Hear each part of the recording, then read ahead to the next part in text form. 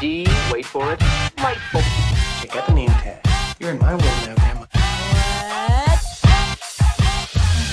What's up, nerds, and welcome to my week in review, where I come to you every Sunday with 3 entertainment stories that I personally find interesting, and then we discuss them down below. Now, also down below, you can find the articles that I read to bring you this video, and you can read it for yourself, or you can just listen to this video where I'm going to read it to you. Before I get started on this video, I just want to say that if you like what I do here and you enjoy independent content here on YouTube, please consider subscribing to my channel. YouTube is always changing up their algorithm, and small channels like mine, we always get shoved to the back of the line. So please ask that you like, share, and subscribe, and I thank you in advance. So now that I've got that out of the way, why don't we go ahead and get started? So for my first story this week, Shtisel star Shira Haas is to play Israeli heroine in new Captain America film.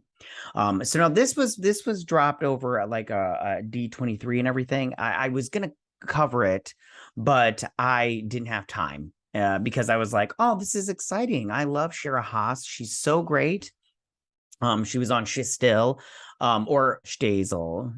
Is that what you guys say? Anyways, we pronounce it Shtisel. So anyways, so Shira Haas, she's great in terms of that. And she is going to be playing a superhero in the next Captain America movie, and we're just going to see how we're going to read this article. This comes from the Jewish Chronicle, and we're going to talk about it. All right, let's get to this. Okay, so it says Israeli actor will appear as Sabra in the forthcoming Marvel Comics universe blockbuster. I don't know anything about Sabra. I just want you guys to know that's Sabra right there. So yay.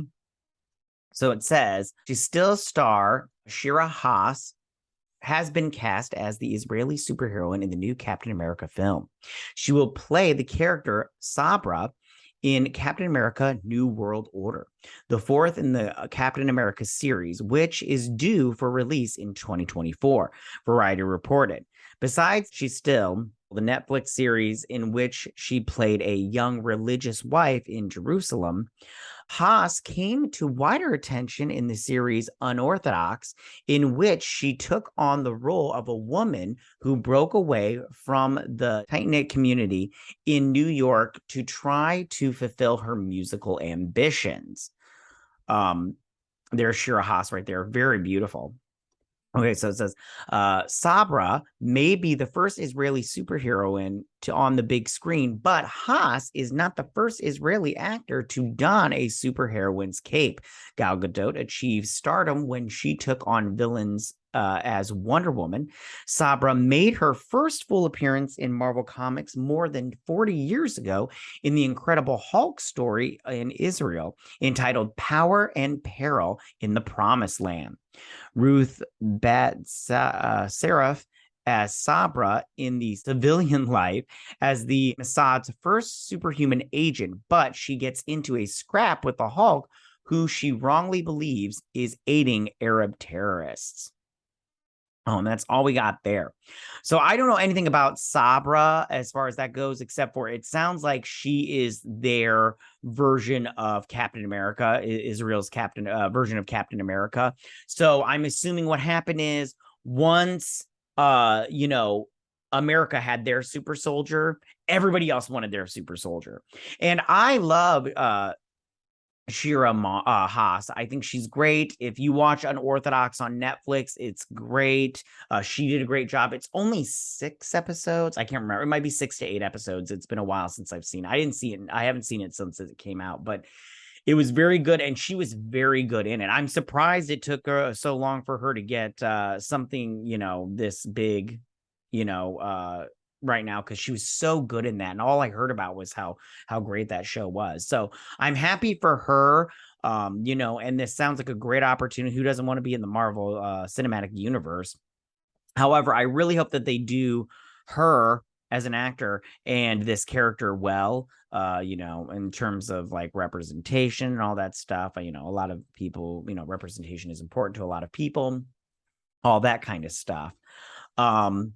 Yeah, so that is that. All I got for that story. So for my second story, Titans season 4 is giving us Lex Luthor, and we got our first look. I am quite excited, you guys. Now, this dropped this week, this first look at Lex Luthor. That's him right there. There he is. So it says the 4th season of HBO Max's Titans will introduce a new take on Lex Luthor, and we have a first look at BOSCH star Titus Welliver as the iconic DC Comics villain right here. And I really like Titus Welliver. He's he's in a lot of things, but I never saw BOSCH.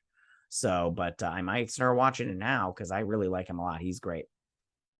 So it says, ooh, this thing. Oh, this website's going to make me mad. They're doing that thing. All right. Titans returns to HBO Max for its 4th season this November, and the team will have a new threat to contend with in the form of Lex Luthor. This latest small screen incarnation on the iconic Superman villain will be played by Titus Welliver, Lost and BOSCH. Oh yeah, he was in Lost. I forgot about that. He played, I believe, Ares, the god of war, in Supernatural, because I was like, oh yay. And we have a first look at his take on Luthor alongside Starfire and Diop via the new promo still. Showrunner Greg Walker called Welliver to offer him the role, but the longtime comic book fan didn't take much convincing. Of course, now who doesn't want to be on Titan? So here's the picture. It's very cool. Anna Diop looks good. I don't really like her Starfire outfit right there. I don't really think they transferred it very well. The concept art looked great, but it didn't transfer to screen very well. Anyways, you usually have to do this whole dog and pony show to get an actor to do the show, Walker tells EW. But when I called to kind of lure him in, I could barely get a word in. We were talking on the phone, and he was just walking through his library, telling me about all his Wolfman, Perez Titans editions. He's a giant fan. He'd watched every single episode of the show, and he could tell me about certain stories, certain shots. It was the most unexpected call I've ever had. And this is again the photo, and there he is, and he's got a beard. They did the same thing on Supergirl and the Arrowverse. They gave Lex Luthor, played by John Cryer, they gave him a beard, which I'm fine with. He doesn't have a beard in the DCEU though, with Jesse Eisenberg, which is fine also. I think I prefer him without a beard, but I'm okay with him with the beard. It's totally fine. I'm not even like one of those people that's going to get upset about it. So we still don't know exactly how Luthor will be introduced, but it sounds like the manipulative villain is going to cause problems for Superboy, who was created from a combination of Superman and Lex's DNA in particular. We're really going deeper in all these characters and shaking them up, adds Walker. What shakes Connor up is an identity story. He's explored his Superman self. Has he though, really? But he has not really explored his Lex self. What does that mean when you do? What happens when you give that self the keys to the car? Does it start driving the wrong way at rush hour 100 miles an hour? Have you guys watched Titans? Yada, yada, yada. Okay. So I just have to say, first off, I didn't think Titans season 3, I'm going to get in there on his face and everything. I didn't think Titans season 3 was all that great, you guys. I mean, the ending, like it started off really strong and then it ended not great. But you never know. It could be better. It could be better and everything. I just don't know if it's going to or not. I don't have faith, but we'll see. In terms of Lex Luthor goes, I don't think when they said he explored his Superman side, I'm like, I mean, did he though? Because didn't he just go to Lex Luthor's old house and meet his dad and everything? I'm like, that seems like you're more exploring Lex Luthor's side than that.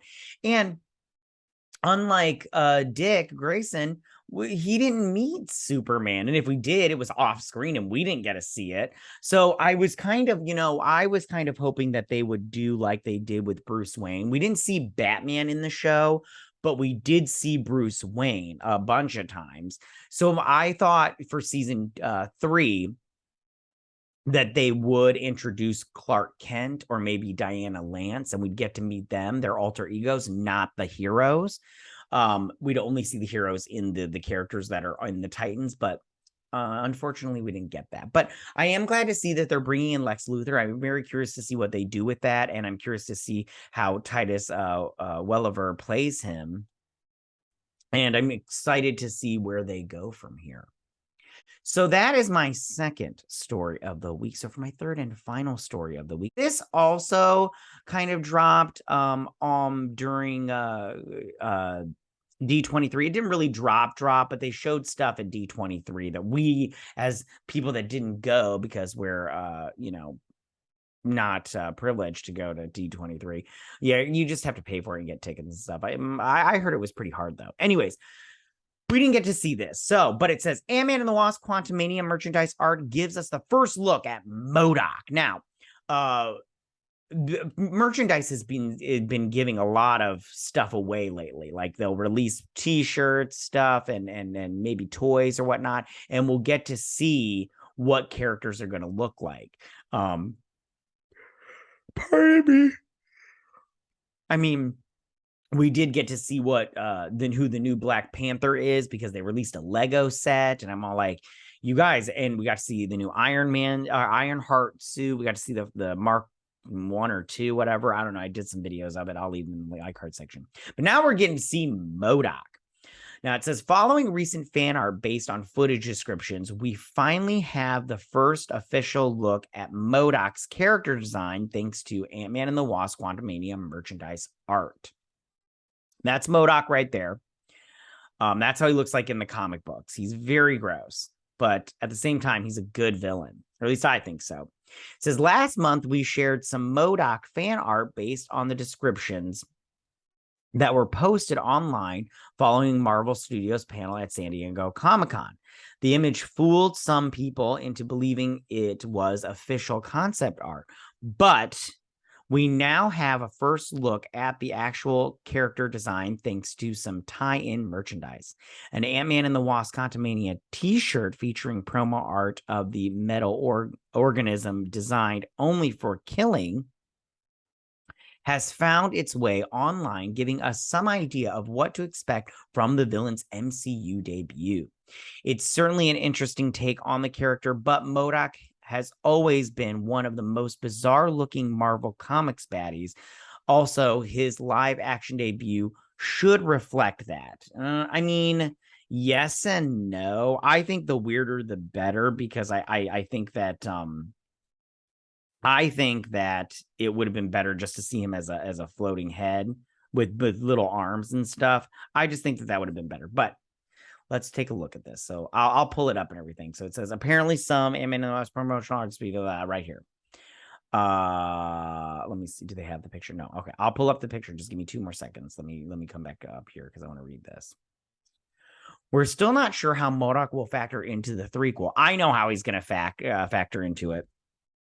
I know very much how he's going to factor into it. I even know who's voicing him. That stuff leaked online a while ago. But I'm gonna tell you guys what it is. Just give me a hot second. Let me finish reading this article. Okay, so it says right here, but the rumor mill points to none other than Darren Cross, Corey Stoll, taking on the mantle after being banished to the quantum realm towards the end of the first Ant-Man movie. And I don't know how I feel about that. A small piece of me is fine with it because I really like Corey Stoll, but at the same time, I'm like, am I fine with that? We'll see. While the notion of Cross being somehow transformed into the megalomechanical villain might seem far-fetched, it would explain why we haven't seen the character in so many years. And Stoll has been confirmed to reprise his role as the former Yellow Jacket. Now, let me just pull up the photo of this. So that's it right there. Ew. I don't like it. Hold on. Let me pull this back down real quick. Peyton Reed is back behind the camera. The next adventure will feature the return of Jonathan Majors as the villainous Kang the Conqueror and debut of Catherine Newton as Cassie Lang. So that's MODOK.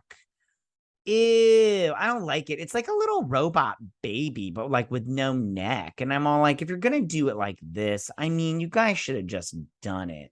If you're going to do it. Hold on, let me see if there's any more of this article, or did I read it all? Michael Douglas, Michelle Pfeiffer, they're returning. Dave is believed to have been dropped from the movie amid multiple allegations of sexual. Okay, that's interesting. Okay, so there. Hold on, I'll there we go. So that's MODOK from the movie. Okay, so let's get into this of what I don't like about it. I don't like that he's all mechanical. I just don't like it. I like this right here, how he's like a head, but he's like surrounded by stuff, but he's still got the little arms and everything. I just like, will they have Corey Stoll's head like in a thing and then they'll just do green screen for the rest of it? Like they'll just, like, are these little eyes right here? Are there's going to be Corey Stoll's eyes, because this right here is going to be like how when you see like the heart monitor go, that's what that's going to look like. That little mouth part right there. I'm pointing at it like you can see what I'm pointing at. This little mouth part that's what that's going to look like. Oops, I got rid of the picture. But yeah, I don't really care for it. But at the same time, and I don't, because like, listen, I enjoyed the AntMan movie. AntMan 2 was not that good. I don't think so. I mean, I just didn't, all the best parts were in the trailer, in my opinion. I just didn't think that movie was that great. So I'm not going to really hold out much hope. And I don't think that, listen, I love Jonathan Majors. I just don't like his Kang the Conqueror. At least I didn't like it in Loki. So we'll see what it does in this movie. But the plot of this movie has been leaked online. And I know you're like, you can't believe that. But I'm all like, listen, a lot of the stuff that's been leaking online lately is very true. So, I mean, I'm just saying, like, maybe you should just like believe some of it, But yeah, so that's what MODOK looks like in the movie. All right, you guys. So those are my 3 stories. A little light on the stories and everything this week, but I just I'm leaving out of town this weekend, and I wouldn't have time to record when I normally record. So I was like, I need my 3 stories, and I did want to cover Shira Haas playing Sabra in the new Captain America movie, Captain America 4. But I just didn't get to cover it when it dropped, like, what was it, like a million years ago? But I am excited for that. So tell me, what do you guys think about all of this? How do you feel about Shira Haas playing Sabra in the Fantastic Four, in Captain America 4, New World Order? Are you okay with that? Do you think that movie's going to do good? I don't think that movie's going to do all that well. I'm not interested in the Falcon being Captain America. I know you're all like, oh, that's because you don't like black people. That's not true. If you read those comic books, they're not good, and it didn't take off. It like got canceled because nobody was interested in that stuff. But at the same time, I'll probably still watch it because it's Marvel. It's just the writing needs to be good, and I didn't like that show very much, so I don't know if it's going to be that great, but we'll see.